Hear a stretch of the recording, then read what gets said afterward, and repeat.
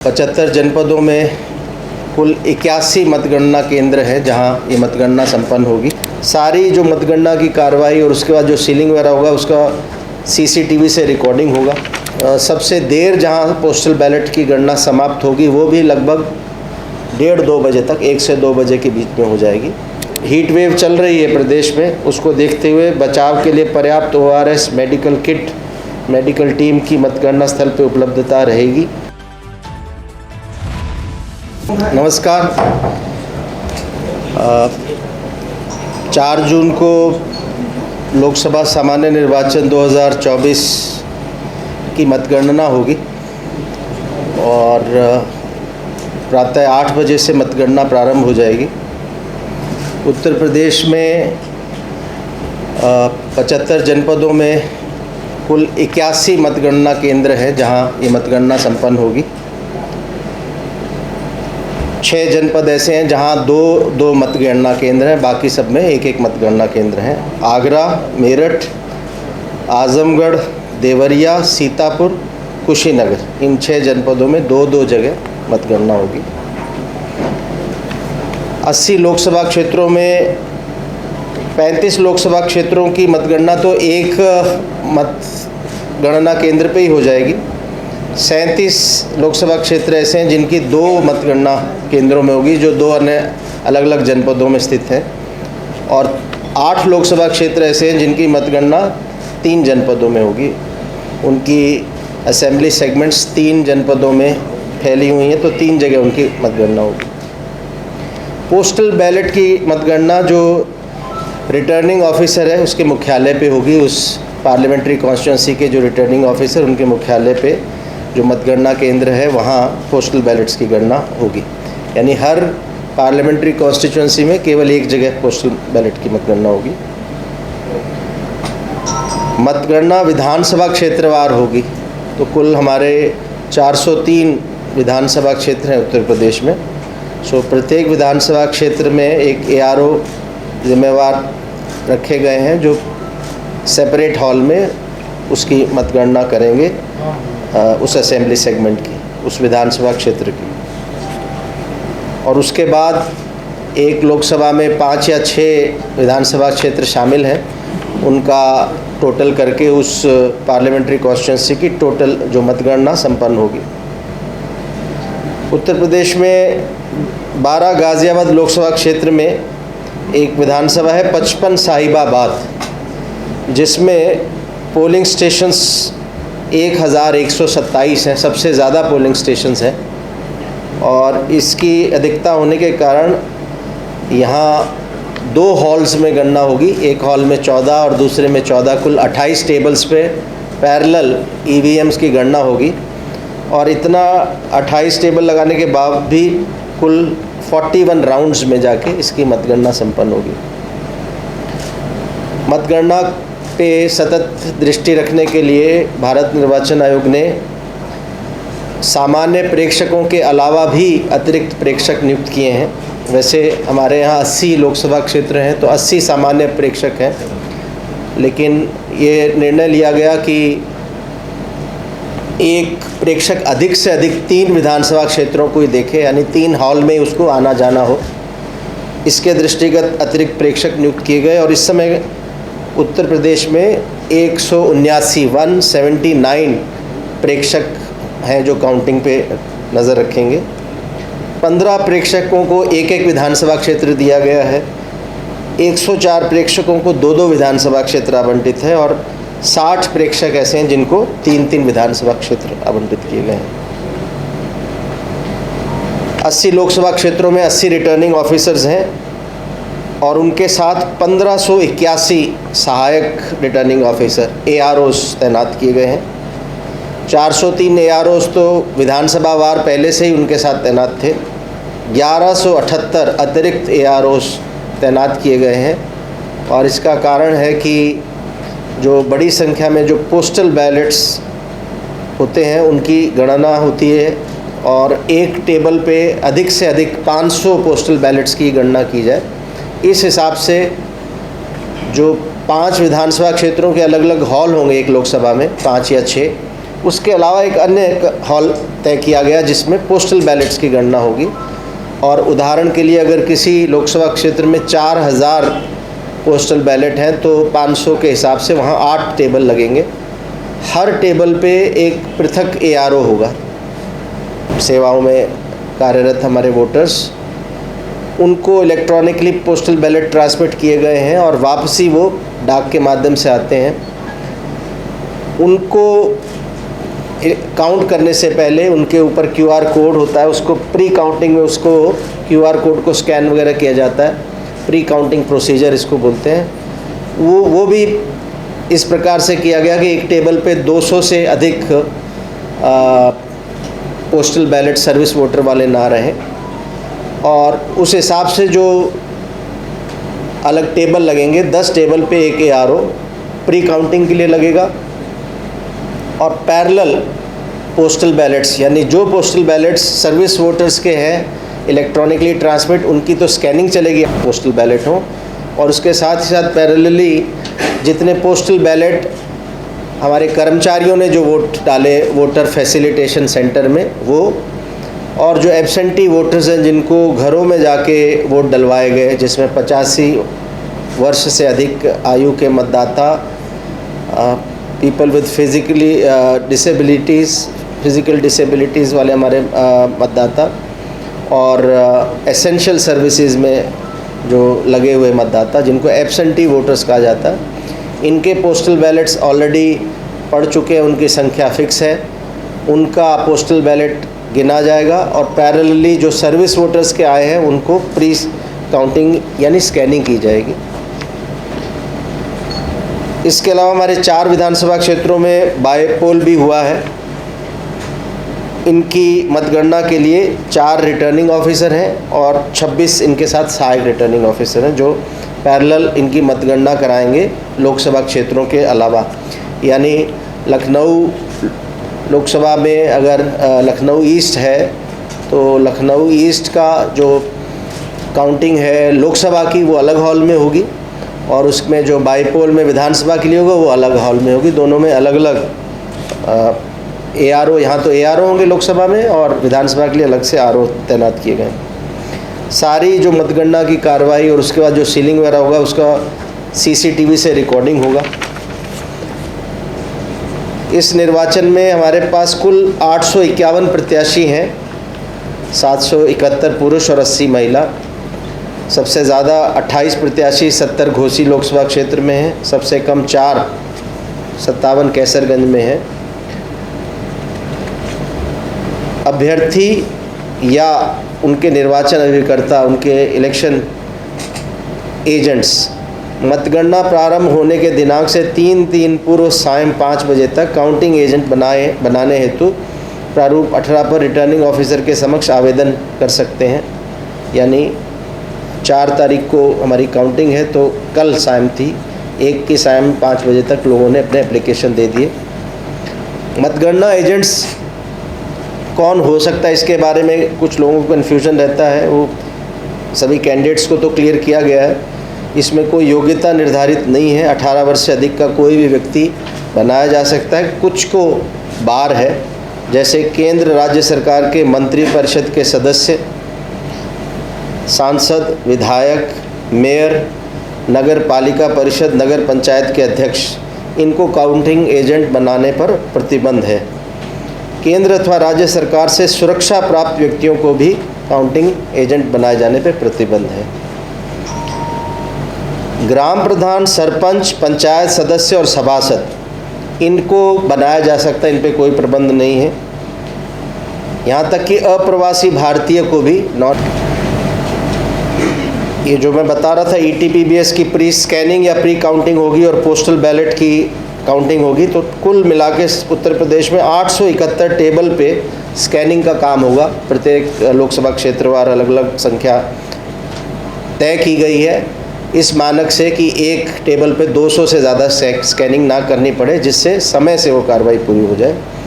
इसी तरह postal ballot की काउंटिंग के लिए 794 टेबल्स पे गणना होगी, और टेबलों की संख्या इस हिसाब से निर्धारित की गई है कि एक लोकसभा क्षेत्र में एक टेबल पे 500 से अधिक पोस्टल बैलेट की गणना ना की जाए। और ये प्लान, इस प्लान के हिसाब से लगभग अंदाज़न है कि सबसे देर जहां पोस्टल बैलेट की गणना समाप्त होगी वो भी लगभग 1:30-2 बजे तक, 1 से 2 बजे के बीच में हो जाएगी। और कुछ ऐसे लोकसभा क्षेत्र हैं जहां 8 बजे से शुरू होगी मतगणना और 2 घंटे के अंदर समाप्त हो जाएगी पोस्टल बैलेट। एक चीज़ मैं बताना चाहूँगा कि काफ़ी बार चैनल्स पे सुबह, और ये भ्रांति काफ़ी लोगों को रहती है कि पोस्टल बैलेट की मतगणना सबसे पहले शुरू होती है। ये तो सही है। अगर हम लोकसभा की बात करें तो 5 अगर विधानसभाएं हैं तो जहां आरओ बैठते हैं वहां मशीन की गणना, ईवीएम की गणना पोस्टल बैलेट की गणना से आधे घंटे बाद शुरू होती है। बाकी क्षेत्रों में जहां पोस्टल बैलेट नहीं है वहां 8 बजे से ही ईवीएम की गणना शुरू हो जाती है। पोस्टल बैलेट की गणना तो 8 बजे शुरू होती है, लेकिन सबसे पहला स्टेप उसमें वैलिड और इनवैलिड एक पोस्टल बैलेट को चेक करके किया जाता है। उसमें भी काफ़ी समय लग जाता है, तो लगभग 1.5-2 घंटे वैलिड इनवैलिड में लग जाता है अगर ठीक ठाक एवरेज भी पोस्टल बैलेट्स हों। सो इसलिए जो सुबह सुबह रुझान आते हैं 8:30, 8:45, 9, काफ़ी लोग इसको बताते हैं कि पोस्टल बैलेट्स की गणना के रुझान आए हैं, तो ये स्पष्ट करना चाहूँगा कि वो रुझान मशीनों के ही आते हैं, क्योंकि पोस्टल बैलेट की गणना तो मैंने बताया कि 12 बजे से लेके 2 बजे तक चलेगा, तब पता लगता है किसी पीसी में कि पोस्टल बैलेट्स का रिज़ल्ट क्या आया। हालांकि प्रारंभ 8 बजे से ही हो जाती है। मतगणना स्थल की सुरक्षा हेतु त्रिस्तरीय सुरक्षा व्यवस्था की गई है। प्रथम स्तर की सुरक्षा मतगणना स्थल से 100 मीटर की परिधि पे होगी, जहां लोकल पुलिस तैनात होगी। दूसरे लेवल की, और इस 100 मीटर के बाद इसको नो पेडेस्ट्रियन जोन कहा जाता है, यानी कोई भी व्हीकल, कोई भी वाहन 100 मीटर की परिधि के अंदर नहीं जाने दिया जाएगा, बाहर ही रोक दिया जाएगा, उसके बाद चल के जाना होगा। दूसरा जो स्तर की सुरक्षा है मतगणना स्थल के गेट पे रहती है। अगर मंडी स्थल है या कोई इंस्टीट्यूशन, उसके गेट पे जहाँ फ्रिस्किंग भी होती है, जिसमें मोबाइल फ़ोन और इस तरह की चीज़ें, कोई गैजेट्स, रिकॉर्डिंग गैजेट्स, ये सब अलाउड नहीं है, वो फ्रिस्किंग होती है। और तीसरे स्तर की जहाँ काउंटिंग हॉल के बाहर, वहाँ सेंट्रल आर्म्ड पुलिस फोर्सेस, केंद्रीय सुरक्षा बल के जवान रहते हैं। मतगणना स्थल परिसर में मीडिया सेंटर स्थापित किया जाना है हर मतगणना स्थल पे, जिसमें सूचना विभाग से एक अधिकारी इसका प्रभारी रहेगा। और आरओ द्वारा नियुक्त अधिकारियों द्वारा समय समय पर छोटे समूह में मीडिया के साथियों को कुछ समय के लिए मतगणना हॉल के अंदर का भ्रमण कराया जाएगा। मतगणना हॉल के भीतर भारत निर्वाचन आयोग से जारी मीडिया पास धारक मीडिया के साथी ही जा सकते हैं, और एक कैमरा जो बिना स्टैंड का, इसको ले जाने की अनुमति होगी। और वहाँ आरओ जिस स्थल तक मार्क कर देंगे, वहाँ तक जो अधिकारी इस काम के लिए डिप्यूट किए गए हैं वो मीडिया के साथियों को ले जाएंगे। मीडिया के साथियों को मीडिया के सेंटर पर, जहाँ मीडिया सेंटर है वहाँ पे मोबाइल प्रयोग किए जाने की अनुमति रहेगी। इसलिए जब फ्रिस्किंग होगा बीच वाले पेरीमीटर पे, तो वहाँ ये निर्देश है कि ज़िला निर्वाचन अधिकारियों की, कर्मचारियों की ड्यूटी लगाएंगे, जिससे जो मोबाइल फ़ोन्स हैं इनको सुरक्षित रख के मीडिया के कम्युनिकेशन रूम में पहुंचाया जाएगा। और वहाँ जब मीडिया के साथी होंगे तो वहाँ से मोबाइल पे बात कर सकते हैं। प्रत्येक मतगणना स्थल पे एक पब्लिक कम्युनिकेशन कक्ष भी स्थापित किया जा रहा है, जहाँ पर प्रत्याशी और उसका एजेंट आवश्यकता पड़ने पर मोबाइल फ़ोन का प्रयोग कर सकते हैं, और वहाँ भी फ़ोन को सुरक्षित रखे जाने की व्यवस्था की गई है। प्रत्याशी, उनके अभिकर्ता, मतगणना में लगे कार्मिक, अन्य कर्मचारियों के लिए स्वच्छ शीतल पेयजल, शौचालय की पर्याप्त व्यवस्था सुचारू रूप से किए जाने के निर्देश सभी जिला निर्वाचन अधिकारियों को दे दिए गए हैं। और अंदर ही पेमेंट बेसिस पे खान पान और चाय आदि की व्यवस्था रहे, ताकि किसी कार्य के लिए बाहर जाने की आवश्यकता न पड़े। जो हीट वेव चल रही है प्रदेश में, उसको देखते हुए बचाव के लिए पर्याप्त ORS, medical kit, medical team की मतगणना स्थल पर उपलब्धता रहेगी। इसके अलावा ये निर्देश दिए गए हैं कि पर्याप्त संख्या में पंखे, कूलर, मिस्ट फैन और स्टैंडिंग एसी आदि की व्यवस्था इस प्रकार से जिला निर्वाचन अधिकारी करेंगे वहाँ की भौगोलिक परिस्थिति और उस दिन की मौसम की स्थिति के अनुसार, जिससे लू से और गर्मी से सभी एजेंट्स और कर्मचारियों को बचाया जा सके। अब मैं थोड़ा सा जो प्रोसीजर है उसके बारे में बताता हूँ कि प्रत्येक मतगणना यानी एक विधानसभा के लिए नॉर्मली हमने एक हॉल रखा है। कहीं कहीं जहाँ बहुत ज़्यादा राउंड्स हो रहे हैं वहाँ 2 हॉल की व्यवस्था की गई है। जैसे मैंने बताया साहिबाबाद विधानसभा जिसमें बहुत अधिक पोलिंग स्टेशन है, इसी प्रकार हमारे कुछ ऐसे असेंबली कॉन्स्टिट्यूंसीज रहेंगी जिसमें एक से अधिक हॉल होंगे, ज़्यादातर एक हॉल रहेगा। सो हर हॉल में एक ब्लैक बोर्ड या वाइट बोर्ड की व्यवस्था की जाएगी जिसमें प्रत्याशी के नाम व राउंडवार परिणाम लिखा जाएगा हर राउंड के बाद, ताकि सभी मतगणना एजेंट उसे देख सकें। प्रत्येक विधानसभा क्षेत्र, लोकसभा क्षेत्र में जहां काउंटिंग हो रही है, सार्वजनिक पब्लिक एड्रेस सिस्टम, सार्वजनिक उद्बोधन प्रणाली की भी व्यवस्था की जा रही है, जिससे जो मीडिया का कम्युनिकेशन रूम और बाकी जगह बैठे वो वहाँ बैठे ही रहे कि जो प्रत्येक राउंड की रिज़ल्ट क्या है, ऑथेंटिक रिज़ल्ट, उसकी जानकारी मिल जाए। इसके अलावा मीडिया कर्मी और आमजन ऑथेंटिक काउंटिंग ट्रेंड्स और रिज़ल्ट्स के लिए results.eci.gov.in इस पे जाके किसी भी पूरे देश के किसी भी प्रदेश के किसी भी लोकसभा का रिज़ल्ट जाके और उसका ट्रेंड जाके कौन सा राउंड में कौन आगे पीछे है वो देख सकते हैं। अंदर जहाँ मतगणना हॉल होगा, प्रत्येक टेबल पे एक जैसे ज़्यादातर 14 टेबल लगे हुए हैं एक हाल में, तो प्रत्येक टेबल पे काउंटिंग एजेंट्स के बैठने की व्यवस्था होगी।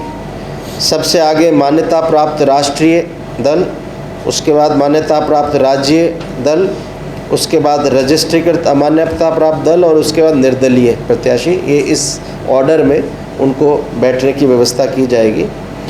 टेबल पे जब कंट्रोल यूनिट आएगा, सबसे पहले जो सुपरवाइज़र है, काउंटिंग सुपरवाइज़र, मतगणना पर्यवेक्षक, वो उस कंट्रोल यूनिट का नंबर दिखाएगा एजेंट्स को, जिससे वो उनके पास जो 17C अवेलेबल है जो काउंटिंग के दिन पे आखिर में दिया जाता है काउंटिंग पोलिंग एजेंट्स को, उससे वो मिलान करेंगे कि जिस बूथ में उन्होंने जो कंट्रोल यूनिट का नंबर नोट किया हुआ है वही कंट्रोल यूनिट टेबल पे आया है। उसके बाद CU के साथ जो 17C भाग 1 आता है काउंटिंग में, उसमें उल्लिखित मतों को एजेंट को बताया जाता है कि इतने इसमें वोट लिखे गए हैं प्रिजाइडिंग ऑफिसर के द्वारा। CU को ऑन कर प्रत्याशीवार मतगणना परिणाम 17C भाग पर अंकित किया जाएगा। उससे पहले टोटल बटन दबा के देखा जाता है कि टोटल वोट्स जो मशीन में है और जो 17C में लिखा है वो समान है या नहीं। जब समान आता है उसके बाद काउंटिंग, उसको रिज़ल्ट का बटन दबाया जाता है। कैंडिडेट वाइज वोट आते हैं, उनको 17C भाग 2 में लिखा जाता है। उस पे मतगणना सुपरवाइज़र, काउंटिंग एजेंट सब हस्ताक्षर करते हैं। वो कार्बन कॉपी लगा के 2 कॉपीज़ में बनाया जाता है। एक कॉपी ARO टेबल पे टोटलिंग के लिए जाती है और दूसरी कॉपी की फ़ोटोस्टेट कराकर सभी काउंटिंग एजेंट्स को उस राउंड का, उस मशीन का, उस टेबल पे जो रिज़ल्ट आया वो दे दिया जाता है। इसके बाद जो ARO टेबल पे जब काउंट 14 टेबल का सम करके उस राउंड का जो निकाला जाता है रिज़ल्ट, उसकी कॉपी भी ARO टेबल पे भी एक एजेंट्स रहने की व्यवस्था है, उन एजेंट्स को दिया जाता है, जिससे न केवल हर टेबल पे जो एजेंट बैठा है उसको पता रहे उसके टेबल पे जो मशीनें आई उनमें रिज़ल्ट क्या रहा, बल्कि ARO टेबल पे राउंड वाइज रिज़ल्ट क्या रहा उसकी भी जानकारी सभी कैंडिडेट्स के एजेंट्स को हो जाए।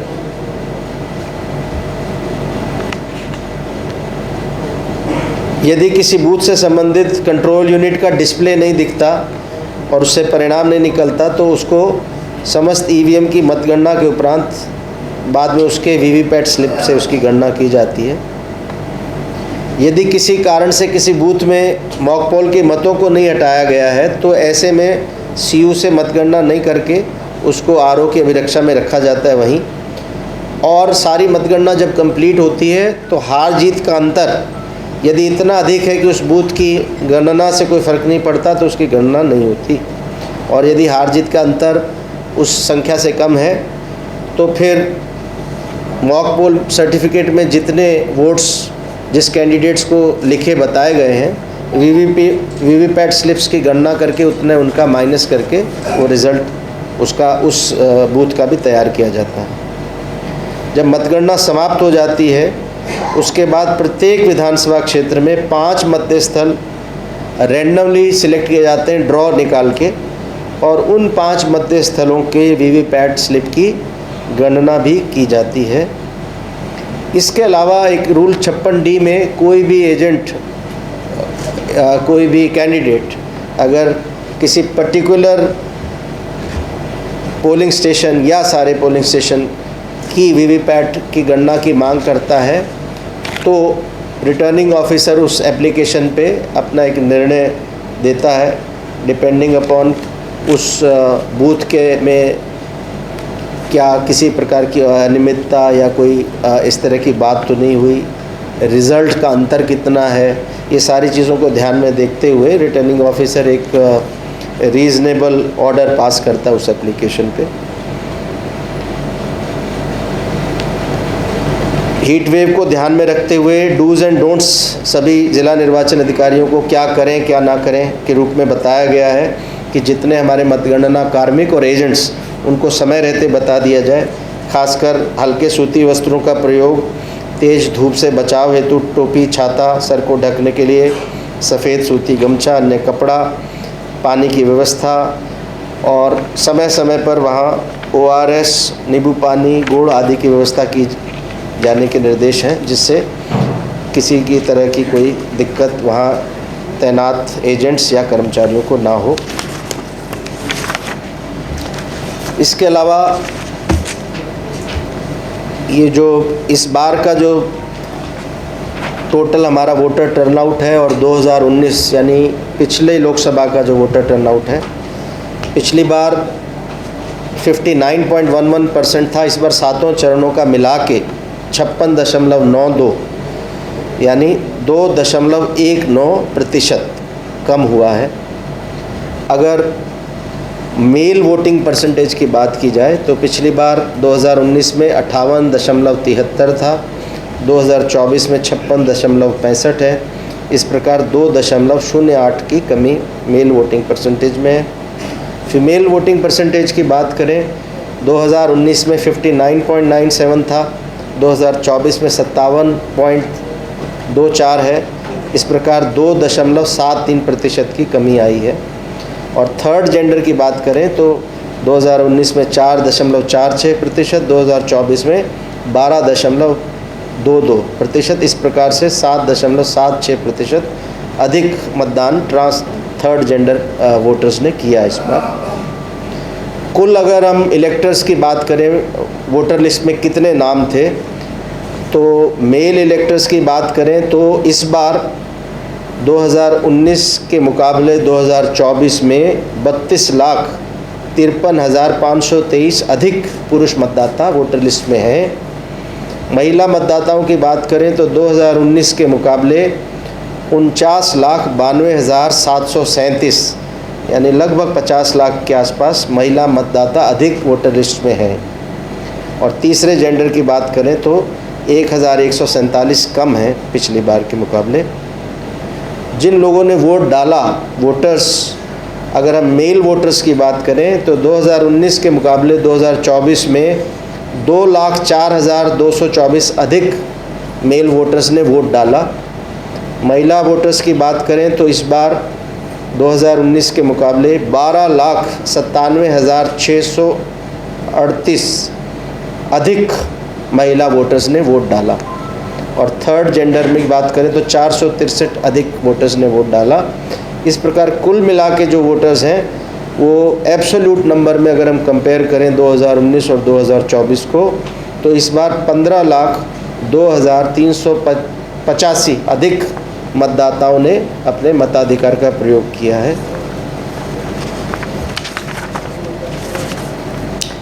इसके अलावा एक संख्या आपको बताना चाहूँगा कि प्रदेश में कुल कितने पोस्टल बैलेट्स पड़े जिसकी गणना होगी।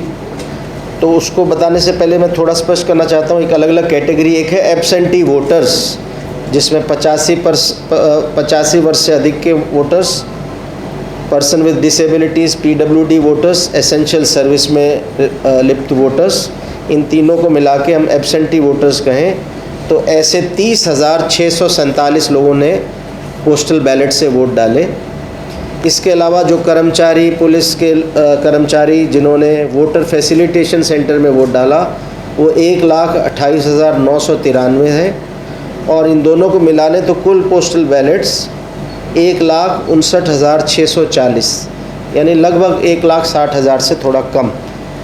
इनके अलावा जो सर्विस वोटर्स हैं वो प्रदेश में 2,99,471, लगभग 3 लाख के आसपास सर्विस वोटर हैं जिनको हमने इलेक्ट्रॉनिकली ट्रांसमिट किया उनका पोस्टल बैलेट जहां उनकी पोस्टिंग्स हैं। उसमें से 1 जून तक, कल तक 1,14,549 पोस्टल बैलेट वापस आ गए हैं रिटर्निंग ऑफिसर्स को, और इसमें आज यानी 2 जून की संख्या और ऐड होगी, 3 जून की संख्या और ऐड होगी, और फिर 4 जून को 8 बजे तक जो पोस्टल बैलेट आ जाएंगे वो भी ऐड होगा। सो अभी तक अगर देखें तो 38% हमारे पास जो हमने ट्रांसमिट किए थे 38% वापस आ गए हमारे पास पोस्टल बैलेट्स। और ऑन एन एवरेज अगर हम प्रदेश की बात करें तो 131 पोस्टल बैलेट्स होंगे पर टेबल पे। सो इस बार हमने काफ़ी बड़ी संख्या में टेबल्स बढ़ाए पोस्टल बैलेट्स की मतगणना समय से समाप्त हो सके, और इस प्रकार एक ये भी प्रयास किया कि जहाँ भी उपलब्धता थी जगह की काउंटिंग सेंटर्स में, वहाँ हमने टेबल्स की संख्या इस प्रकार बढ़ाई है कि हमारे सबसे ज़्यादा 41 राउंड्स हैं साहिबाबाद में, उसको छोड़ के लगभग 35-36 के आसपास राउंड्स मैक्सिमम होंगे हमारे। तो उसमें हमें उम्मीद है कि 4-5 बजे तक मोटा मोटी आ जाएगा। हालांकि रिज़ल्ट्स के जो ऑफिशियली अनाउंसमेंट जब तक वीवीपैट स्लिप्स की गणना नहीं हो जाती, और वीवीपैट स्लिप्स की गणना में नियम ये है कि अगर 5 रैंडमली सिलेक्टेड वीवीपैट्स को हमने गणना करनी है तो वो सीक्वेंशली करनी है। आरओ को अपने सामने, ऑब्जर्वर को अपने सामने वीवीपैट बूथ में करनी है। सो पहले एक वीवीपैट की गणना करेंगे, वो ख़त्म होगी तो दूसरी करेंगे।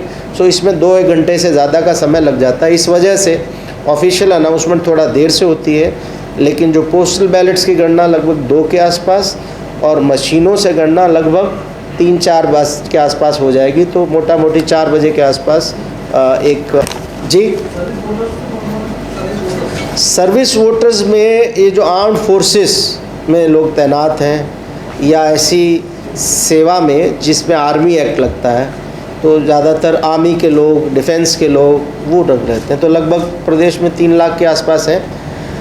पश्चिम में जहाँ चुनाव काफ़ी पहले हो गया था वहाँ ऑन एन एवरेज 65% वापस आ जाते हैं, और जो 7वें चरण का जहाँ अभी हुआ है, चूँकि चुनाव हुआ है 1 को और फिर 4 को काउंटिंग है, तो वो जो वापसी का समय यहाँ कम रहता है, तो यहाँ लगभग 30%, 40%, 50% तक वापस आता है। सबसे पहले और सबसे बाद में कहाँ की रिजल्ट आने की संभावना?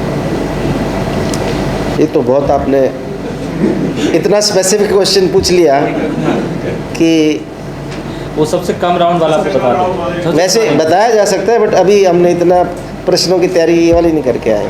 अभी बता देंगे, लेकिन बताया जा सकता है। अभी हमारे पास डेटा है, यानी पोस्टल बैलेट्स कब ख़त्म हो जाएंगे हर कॉन्स्टिट्यूंसी का हम एस्टिमेट कर रहे हैं, और राउंड्स भी हमारे पास हैं, हम लोग बता सकते हैं इमीडिएटली ऑफ द कफ नहीं, बट अभी थोड़ी देर में बता देंगे। अगर कोई वाहन जाता है क्या किसी राजनीतिक दल के या यूं कहीं प्रत्याशियों के समर्थकों के द्वारा वाहन चेकिंग की जा सकती है क्या? अगर की जा सकती है तो बता दीजिए, अगर नहीं की जा सकती है तो राजनीतिक दल के द्वारा अगर कुछ किया जाता है ऐसा तो उसके खिलाफ क्या कार्रवाई की जाएगी? देखिए, पहला मैं दोबारा रिपीट करूं कि 100 मीटर की परिधि में आउटर पेरीमीटर बनाया है, तो अगर ये मंडी है इससे 100 मीटर दूर तो पैदल चल के आना होगा। सो व्हीकल्स आएंगे ही नहीं नज़दीक।